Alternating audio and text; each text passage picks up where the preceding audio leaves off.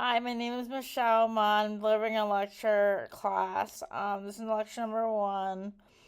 Let me please remind myself what the title of the class even is. Huge advancement forward. I have a TA called ChatGPT. It's called Leo Strauss, Mao Zedong, an ontological state, political philosophy, power, and economic stability. So for class one, it'll be introduction to Strauss and Mao Zedong. There'll be overview of Leo Strauss, focusing on Leo Strauss's writings on Xenophon and on Tyranny. His essay on Xenophon and Tyranny, that's what I suggest you read. You buy on Tyranny, read his essay on Xenophon, his first essay, and read that. That's my only syllabus suggestion for the first class. And usually in the first class, professor does a variety of things. Actually, I'm not focusing on the camera all of the time, so I'm focusing on my notes. So if my mouth twitches or something, that's because I've been on years of American ordained psychiatric abuse on rapid measures, being on prolixin shots for years and years and years and years, being on Hadol shots for years and years, all of which cause mass retarded dyskinesia and extreme disruption of life, dignity, and respect for self. I won't go into that for now, but if my mouth is twitching, that's obviously a sign of severe tardive dyskinesia, which I do have, and it's a sign of symptom that I have it intensely, but it should not be a huge measure because of the main thing I like you, the viewers, to concentrate on is my voice. Thank you. Okay, anyways, back to this. We will have an overview of Leo Strauss's writing, focusing on natural right, political philosophy, tyranny, and esoteric writing. We'll have introduction to Mao Zedong, a brief overview of Mao Zedong, and why I view him as a philosopher king with the precedent of Maoism being a precedent for ontological state. What I mean by ontological state, what I mean by that, and that's the major thing I'm going to focus on first. As a brief outline for that I came up with, for what we're going to talk about in this lecture is on China, at least. This is what I'd like to talk about. I would talk about first thing I would talk about is Xenophon's view in private life, and then tyranny, dangers of flattery, and then marriage and state power, tyranny and state control over citizens, but it prostitutes moral decay, and then conclusion. Sum it up and lead us to talk about economy in China. So the first thing I like to talk about is let's talk about private life, okay? So in Xenophon's talk on private life, I'm not going to do exact quotes here because I don't have exact physical copies of the books I can just flip through. I don't have printouts. I don't have a printer. I actually don't own a printer, so I can't print things out easily. I mean, I can with the institutional printer, but I don't have any personal printers, so I don't have that availability for me. I can't print out exact quotations, but if you read the text, I'm sure you can summarize like how I'm getting from these reflections to the actual exact quotations. I think you can get from, that from a very ample and simple reading of the text. Are you dumbass? Are you stupid? How stupid are you? If you're stupid, just turn this off. I don't want to talk to you at all, and I don't want you to even see me. I prefer to remain concealed if you're that stupid. If you can't tolerate discourse, actual honest discourse. If you're stupid, you're masturbating to my video, whatever. Just shut this off. Fuck you. Don't masturbate to my video. Thank you. A lot of people just masturbate to videos, so I'm not just digressing here, but a lot of people do that, and that really disturbs me, and that's one reason why I haven't appeared on YouTube forever, a long time, because people just masturbate to videos, and that's disturbing and disgusting. If you're masturbate to videos, masturbate to Hannah Montana or something like that. She's a teen porn star, not me. Thank you. Anyways, so it's Xenophon private life. Actually, I'm gonna do a little flipping to my text here and do a little exact quotation here.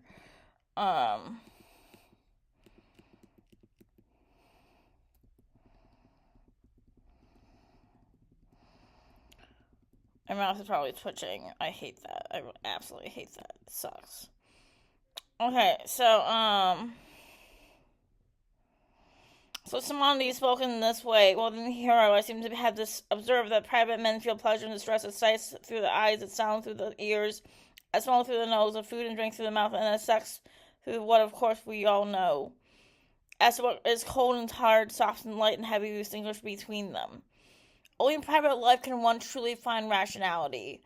In private life, one finds that duty to state is only part of one's duty to everything that one obligates oneself to. Ontological state precedes that one has a duty to state. This is a radical thing to say. Not just a simple JFK measure of, not don't talk what you have to do for country, something like that, shit like that. JFK is shit. So, anyways, I'm saying we have to do the ontological state thing in China, for example, where it's absolutely credible that one must do one's duty to the state before one does one's duty to one's person. But then they absolutely protect one's ability to do one's duties from a person. And then the fact that one can have sex in many ways that one wants to. It ain't sex in any way that one wants to. There's a lot less criminalization of these former abuses that might be condemned in America irrationally and formidably and arbitrarily. For example, molestation is extremely common in America. It's not enforced, not protected. Children are not protected. But in a place like China, incest is actually credible because a lot of people have children that are not there, so it's not incest anyways. That's making it simple. That's the fact that's the only reason incest is not condemned in China, because a lot of families that are accidents and don't know who's your parent. I think that's kind of a republic kind of thing, where Plato actually advocates for this. And I think China is very platonic and very platonically driven, and very. I think Leo Strauss would approve of modern China in a lot of ways. So you have to think about this.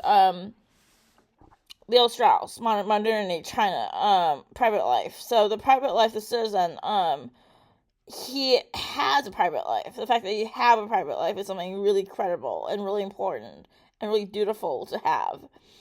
One has private life, one has private feelings, private affections, private thoughts. Even worse than Mao's tyranny, when one has to give everything to the state, in theory and in actuality in many ways. Everything. One still had a private life of family, duty, love.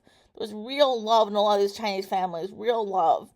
Even though work might be hard, even though the times might be challenging, even though starvation might be the case, the families had a lot of love for each other, and that's classification of a lot of Chinese families. They're much more, much less disrupted, much less hit by molestation, scandal, rape, fornication with beasts, and there's been cases of Americans having their daughters have sex with themselves, their family dog, their brothers.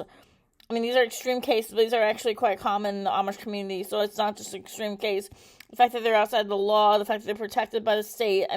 America's protecting these molestation cases from happening. Let me not digress too far. Let me make this a 20-minute lecture if I can, or 30-minute lecture at worst. I'm tired. I'm tired of not being paid to do this. I don't give a shit about you, okay? If you give a shit about me, that's incredible, because most people don't give a shit about me at all.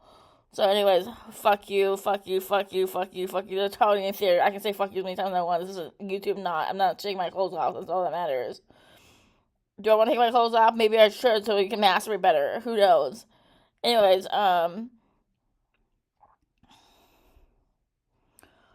they talk about private life, and there's some really good quotes in here about private life, but I can't really find them right now. I will say this about private life. Like, private life is one's duty to oneself. You have a duty to the state and duty to oneself. Is that a radical thing to say? No, it's not a radical thing to say. China's not a radical state at all. It's a very, very conformist, very conformist to Platonic values, conformist to Western traditions, much more Western state in a lot of ways. And the view of ancient Greece, the view of the ancient polis than the American state is. America is a radically decentered, radically messed up place to live. The only thing that is free to our technology, our state, our institutions, it's a rampant place of God and place of the devil at the same time. It's a place of everything. It's a place of arbitrariness, it's a place of disruption, it's a place where we need to shelter ourselves in the worst refuge we can find. I'm living in the group home right now. I'm not presiding in the marble-strewn lecture hall. I'm not being interviewed in marble-strewn lecture hall. I'm writing in the group home where I was raped yesterday by an African man, and it sucks boundlessly. Let me just confess my personal struggles. I started holding theater, part reality, part everything real. Everything is real here that I say, but everything that you perceive here might not be real, because you're delusional, more delusional than I am. You fuck. Anyways, let me say this. I think that Leo Strauss has a lot to say about China, and when look at platonic duty, what is your duty to yourself? Your duty to yourself is protect your best interests, advance your qualifications in life, and do what makes you happy. I think those are 3 key cornerstones to one's private duty. Let's move on now.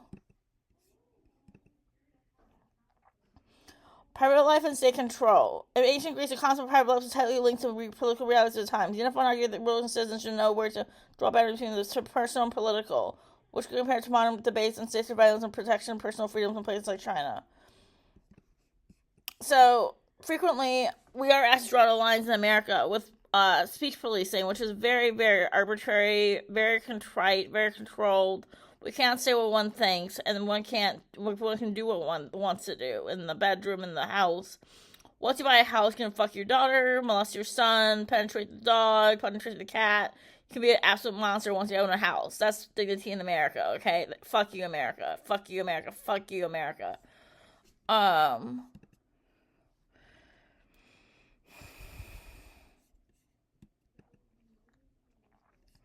Next.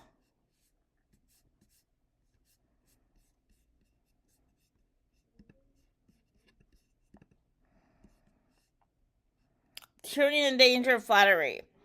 Xenophon's critique of the tyrants. Xenophon believed that tyrants also rule with absolute power after become paranoid and surrounded by yes men, leading to an unhealthy concentration of power.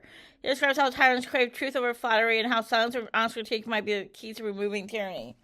In a lot of ways, in China they have a more better system where one's surrounded by technocrats who know how states should be run, give accurate analysis on the economy, and surrounded by a lot of truth in China. That's why the Chinese economy is flourishing, the American economy is falling apart.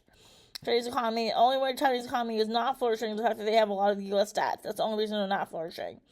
The fact that they have a less diverse gene pool, that's another reason they're not flourishing. America gets the best by lying to them about how great America is. So fuck you, America. Fuck you, America. Fuck you, America. Anyways, so you have that. You have that potential. You have the potential America, but living in America, not China, because that would be like uprooting myself. I'm an American, American citizen. I believe in some things that America has to offer, like Invega shots and as opposed to Prolixin shots, as opposed to Haldol shots. I'm a psychiatric patient in America. America has made me, and like it's very platonic views. Like America has made me the person I am. I'm not moving to China anytime soon. I have no reason to. But Chinese people are just as fucked up as Americans are. I was to China and they said I was ugly and had a big head, and neither things are true. I think I have a great head. I don't want to say I give head. I have a great head, and I think I'm beautiful. So who's gonna say I'm not? This is an accurate videographic portrayal of me. I think I look gorgeous. It depends on how you shoot my video, but the closer you get, the better I look. Anyways, looking at the beautiful me, my own reflection, my beautiful self.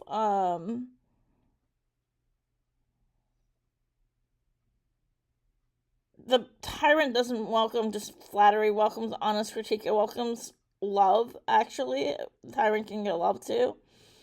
Trump is a tyrant in his own way. A lot of people hate his guts, and that's the reason he was almost shot in the head. He was shot in the ear. He was almost shot in the head. That's a dangerous thing that happened to him, and the fact that he's out there promoting himself still, doing his business, doing his job. That's a credible thing to think. I really admire Trump in a lot of ways. I think he's the best president we ever had. In a lot of ways, I think he's the best president we'll ever have for a long time. Maybe Bernie Sanders will be the next president, but I think Trump is making a great precedent. I think he's making great political marches, and Elon Musk is by his side. Elon Musk is a great guy. I think Elon Musk is really moving the country the right way. Anyways, like Trump, you have to look at him. He's a genius. He's brilliant. Elon Musk is a brilliant genius as well. So surrounding ourselves with technocrats like China. I think in a lot of ways, America is shaping up to be more like China with on-tyranny. We are becoming a more tyrannical state. I think we're becoming a better state.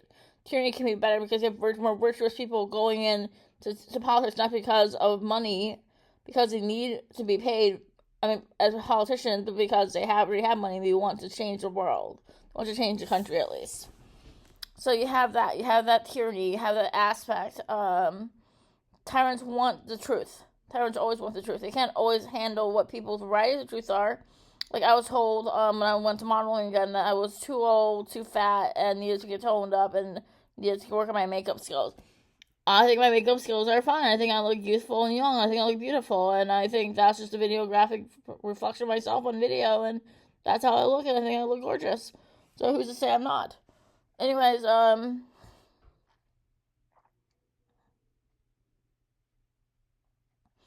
next move. A lot of work. Okay, marriage and state power. Marriage to inferior is base. Xenophon's view of marriage and relationships might suggest that tyrants marry those who are inferior or less virtuous as reflection of their own lack of moral grounding. This reflects a broader philosophical idea of self-worth and the virtue of being visible personal choices, including marriage.